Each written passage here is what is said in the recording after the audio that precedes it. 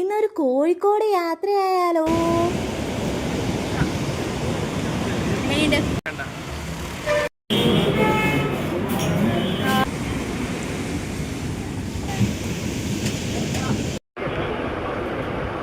എവിടെ നേരത്തെ ഒന്നും ശീലമില്ലാത്തതുകൊണ്ട് ഇവിടെ നമ്മൾ ഷാർട്ട് ടൈമിനാട്ടോ എത്തിയേ. ഇവിടെ എന്ന് പറയുമ്പോൾ ആലുവ. ട്രെയിനും ഷാർട്ട് ടൈം ആയിരുന്നു. 9:45, 9:45. പങ്ക്ച്വാലിറ്റി അത് നമുക്ക് മസ്റ്റാ. ഒരു 5 മിനിറ്റ് വൈകിയായിരുന്നെങ്കിൽ ട്രെയിനിൻ്റെ പാട്ടിന് പോയേനെ. ഞാൻ ആദ്യമായിട്ടാട്ടോ ട്രെയിനിൽ കയറണേ. മെട്രോയിൽ കയറിയുണ്ട് മുന്നേ. അത് പിന്നെ ഓടി തുടങ്ങിയ ടൈം മുതലേ ട്രെൻഡിങ് ആയിരുന്നല്ലോ. വിൻഡോ സീറ്റ് വിട്ടൊരു കളിയില്ലാന്ന് എനിക്കുള്ളതുകൊണ്ടാണെന്ന് തോന്നുന്നു. മുൻകൂർ ജാമ്യം പോലെ ഞാൻ പറഞ്ഞിരുന്നു വിൻഡോ സീറ്റ് കിട്ടിയില്ലെന്ന്. കയറിയപ്പോൾ ഞാൻ ആകെ കൺഫ്യൂസ്ഡ് ആയിരുന്നു.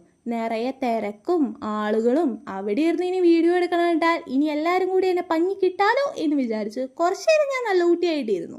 കുറച്ചു നേരം കഴിഞ്ഞ് തിരക്കൊക്കെ ഒഴിഞ്ഞപ്പോൾ വിൻഡോ സീറ്റൊക്കെ കിട്ടിക്കഴിഞ്ഞപ്പോഴാട്ടോ എനിക്കൊന്ന് സമാധാനമായത്. പുറത്തെ പച്ചപ്പും കാറ്റും എല്ലാം ആസ്വദിച്ചുകൊണ്ട് അങ്ങനെ അങ്ങിരുന്നു. അപ്പോഴാണ് ട്രെയിനിൽ ഓരോ സാധനങ്ങൾ കൊണ്ടൊക്കെ വരുമല്ലോ, ചായയും സ്നാക്സൊക്കെ ആയിട്ട്. അങ്ങനെ വന്ന ചേട്ടൻ്റെ നിന്ന് ഐസ്ക്രീമും വാങ്ങി ഒരു സ്പൂൺ എടുത്തപ്പോൾ എനിക്ക് മനസ്സിലായി സംഭവം അലിഞ്ഞ് ആകെ അലമ്പായി. അല്ല, എൻ്റെ ഭാഗത്തും തെറ്റുണ്ട്. ഫ്രിഡ്ജിൽ നിന്ന് എടുത്താലേ അലക്കുന്ന ഈ സാധനം ഈ കോച്ച് മുതൽ ആ കോച്ച് വരെ അവർ നടക്കുമ്പോഴേ മെൽറ്റ് ആവും എന്നുള്ള സാമാന്യബോധം ഞാൻ കാണിക്കേണ്ടതായിരുന്നു. പക്ഷെ ഞാൻ നല്ല മോളാട്ടോ. ചമ്മിയത് പുറത്താടാതിരിക്കാൻ ബിൽഡപ്പ് ഇട്ട് പുറത്തേക്ക് നോക്കിക്കൊണ്ടിരിക്കുന്ന രംഗങ്ങളാണ് നിങ്ങൾ ഇപ്പോൾ കണ്ടുകൊണ്ടിരിക്കുന്നത്. ഈ ഒരു പുഴ കണ്ടപ്പോൾ എനിക്ക് നമ്മുടെ അവിടുത്തെ മലയാറ്റൂർ പാലവും പള്ളിയും പുഴയും ഒക്കെ ആട്ടോ ഓർമ്മ വന്നേ.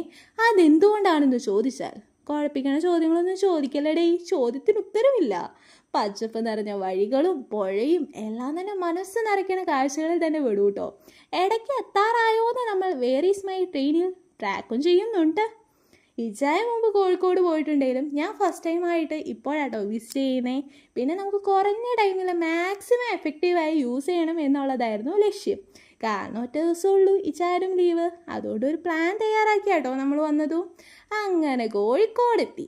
ട്രെയിനാണേലും ബസ്സാണേലും കാറാണേലും കണ്ടാൽ ചേർന്ന് നിന്നൊരു പിക്ക് അത് മസ്റ്റാ. ഡോറിൽ പിടിക്കാനുള്ള ധൈര്യമൊന്നുമില്ല കേട്ടോ എനിക്ക്. വലിയ പിടിക്കാൻ നിന്നാലേ ഒരു പിക്ക് കൂടി എടുക്കേണ്ടി വരും ഭിത്തിയിൽ വെക്കാനേ. ഈ റെയിൽവേ സ്റ്റേഷൻ്റെ പുറത്ത് ക്യൂ പോലെയാട്ടോ ഓട്ടോ വന്ന് നിൽക്കുന്നേ. നമ്മൾ ക്യൂ പോലെ നിൽക്കേണ്ടി വരും കയറാനായിട്ടേ. ഹെൽപ്പിന് പോലീസ് നിൽക്കണ്ടായി. ഇല്ലേ ചെറിയ സ്ഥലത്തേക്ക് ആരും ഓട്ടോ പിടിച്ചില്ലെങ്കിലോ എന്ന് വിചാരിച്ചിട്ടായിരിക്കണം. അങ്ങനെ നമ്മൾ ഓട്ടോയിൽ കയറി. വൻ ഹൈപ്പിൽ നിൽക്കുന്ന പാരഗൺ ഹോട്ടലായിരുന്നു നമ്മുടെ ലക്ഷ്യം.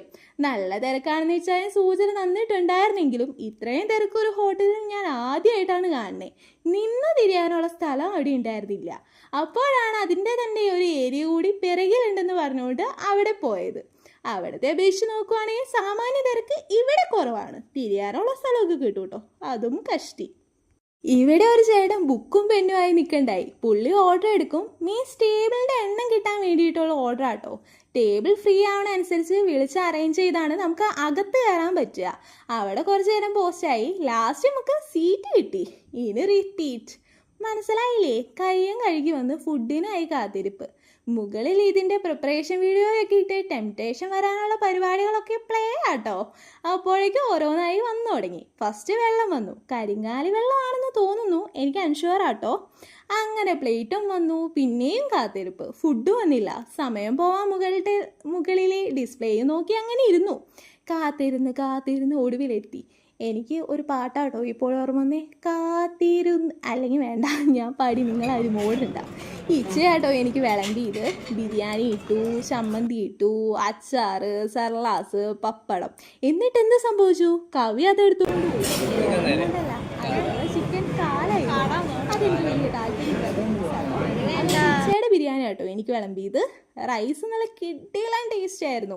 ആ ഗ്രേവി ഫ്ലേവറൊക്കെ നന്നായി കിട്ടി.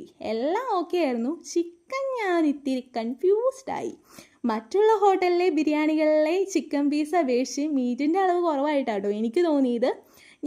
എടുത്ത ആ ഒരു ഇതിൽ മാത്രമേ മീറ്റായിട്ടുള്ള ഒരു പോർഷൻ ഉണ്ടായത്. ഞങ്ങൾ ഫുഡ് കഴിക്കാൻ വൈകിയായിരുന്നു.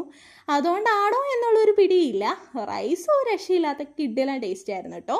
ബാക്കിയുള്ളതൊക്കെ കൊള്ളായിരുന്നു. ബിരിയാണിയിലെ അച്ചാർ ഞാൻ അങ്ങനെ മൈൻഡ് ചെയ്യാറില്ല. കഴിച്ചു കഴിഞ്ഞ് നോക്കിയപ്പോഴാണ് പതിവ് കടകളിലെ പോലെ നാരങ്ങ അച്ചാറല്ല എന്ന് മനസ്സിലായത്. പഴുക്കാത്ത ഈന്തപ്പഴം കൊണ്ടുള്ള ഒരച്ചാറായിരുന്നു. ഓവർ സ്വീറ്റ്നെസ് ഒന്നും ഉണ്ടായിരുന്നില്ല. കിട്ടില്ല ഒരു വെറൈറ്റി ടേസ്റ്റ്. എനിക്ക് നല്ലോണം ഇഷ്ടമായി കേട്ടോ. ഫുഡ് ഓവറോള് ഗുഡ് തന്നെയായിരുന്നു. അതിപ്പോൾ പ്ലേറ്റ് ആണോ മനസ്സിലാവുമല്ലോ. പിന്നെ ഈ ചായ ഫ്രഷ് ലൈമും ഓർഡർ ചെയ്തായിരുന്നു കേട്ടോ. അതും കുടിച്ച് ബില്ലും പേ ചെയ്ത് നമ്മൾ ഇറങ്ങിയ വഴി ഓട്ടോയും കിട്ടി. നമ്മൾ നേരെ കോഴിക്കോട് ബീച്ചിലോട്ട് പിടിച്ചു. ഈ അറ്റം മുതൽ ആ അറ്റം വരെ നടക്കുക എന്നുള്ളതാട്ടോ നമ്മുടെ പ്ലാൻ. വേറൊന്നുമല്ല, വയറിൽ കിടക്കണ ബിരിയാണി ഒന്ന് ദഹിച്ചിട്ട് വേണം ഓരോന്ന് ട്രൈ ചെയ്യാനേ. ഒരു കൂട്ടം പട്ടികൾ അവിടെ നിൽപ്പുണ്ടായി. നമ്മൾ പിന്നെ വലിയ മൈൻഡൊന്നും കൊടുത്തില്ല, ഇങ്ങ് പോന്നു. പേടിയുണ്ടായിട്ടൊന്നുമല്ല, ചെറിയൊരു ഭയം. പിന്നെ ഹിസ്റ്ററിയും ജോഗ്രഫിയും നോക്കി അങ്ങനെ നടക്കുക. ബീച്ചിൽ വന്നാൽ വെള്ളത്തിൽ കളി അത് മസ്റ്റാലോ. എൻ്റെ പോക്ക് കണ്ടാൽ ചാടി ചാവാൻ പോണ പോലെ ഉണ്ടെങ്കിലും തീരെ ഇങ്ങ് വരട്ടെ മക്കളെ. റബ്ബർ പന്ത് ഇട്ട് കറങ്ങി വരണ പോലെ ഞാനിങ്ങ് വരും. അതും നേരത്തെ പറഞ്ഞ പോലെ ചെറിയൊരു ഭയം. മനസ്സിലായില്ലേ? ഇനിയിപ്പോൾ പയ്യെ നമുക്ക് എന്തെങ്കിലും സാധനങ്ങളൊക്കെ ട്രൈ ചെയ്യാൻ പോവാം. പോയപ്പോഴേ ഞാൻ നോട്ട് ചെയ്ത് വെച്ചിരുന്നു ഉപ്പിലിട്ട ഐറ്റംസൊക്കെ. ആദ്യം എടുത്തത് സബർജില്ലിയാട്ടോ. നല്ല പുളിയായിരുന്നു ഫീലായേ. എനിക്ക് ഫ്ലേവർ ഇഷ്ടമായതുകൊണ്ട് കുഴപ്പമില്ലായിരുന്നു. ഇനി അടുത്തത് പൈനാപ്പിൾ ആട്ടോ ട്രൈ ചെയ്തേ. ഇതിന് നന്നായി എരിവ് പിടിച്ചേണ്ടായി. ഞാൻ ടേസ്റ്റ് ചെയ്തിട്ട് ആലോചിക്കാം കേട്ടോ, ഇതിന് എന്താ ടേസ്റ്റ്. എരിവൊക്കെ ആണെങ്കിലും മധുരം, എരിവ്, ഉപ്പ് ഒക്കെ കൂടി ഒരു ഫീലായിട്ടാട്ടോ എനിക്ക് തോന്നിയേ. അടുത്തത് കുക്കുംബറാട്ടോ കഴിച്ചേ. സബർജില്ലയെ പോലെ തന്നെ ഒരു പുളിരസമായിട്ടാണ് എനിക്ക് ഫീലായേ. ഇനി ഫേമസ് ഐസോരതി ആട്ടോ കഴിച്ചേ. എരിവുള്ളതും മധുരമുള്ളതും ഒക്കെ അവൈലബിൾ ആയിരുന്നേ. എനിക്ക് എരിവാണ് ഇഷ്ടമുള്ളതുകൊണ്ട് ഞാനതാട്ടോ വാങ്ങിയേ. പക്ഷേ എനിക്ക് നല്ല പൊടിയായിട്ടാണ് ഫീൽ ചെയ്തത്. എരിവെന്ന് പറഞ്ഞാണ് അവർ തന്നത്. ഇനിയിപ്പോൾ എൻ്റെ നാക്കിൻ്റെ പ്രശ്നമാണോ എന്നറിയില്ല, ട്രൈ ചെയ്തതിലൊക്കെ പുളിയാണ് എനിക്ക് ഫീലായത്. പക്ഷേ ടേസ്റ്റ് അതെനിക്ക് നല്ലോണം ഇഷ്ടമായി കേട്ടോ. പെട്ടെന്ന് ഐസായതുകൊണ്ട് മെൽറ്റായി വരുമായിരുന്നു. അതുകൊണ്ട് സ്പൂണൊക്കെ മാറ്റി ഞാൻ കുറച്ച് കുടിച്ച് കൊള്ളായിരുന്നു. കിട്ടില്ല ഫീല്. അപ്പോഴേക്കും വയറ് പൊട്ടാറായിരുന്നു ഗൈസ്.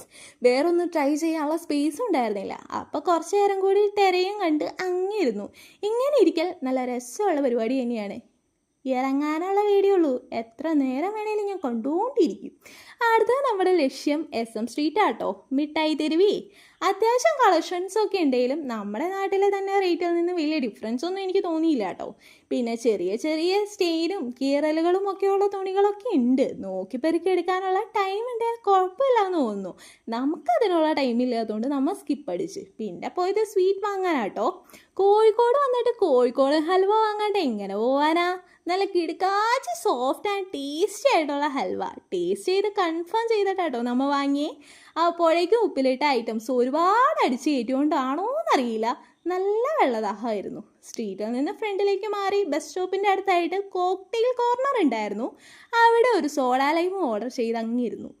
പാവി ചെല്ലുന്നിടം പാതാളം എന്ന് പറയുന്നത് പോലെ വന്നത് കണ്ടിട്ട് കരയണോ ചിരിക്കണോ എന്നായിപ്പോയി. ഉപ്പ് സോഡയെ ഇനിയിപ്പോൾ പറഞ്ഞിട്ട് കാര്യമില്ലല്ലോ.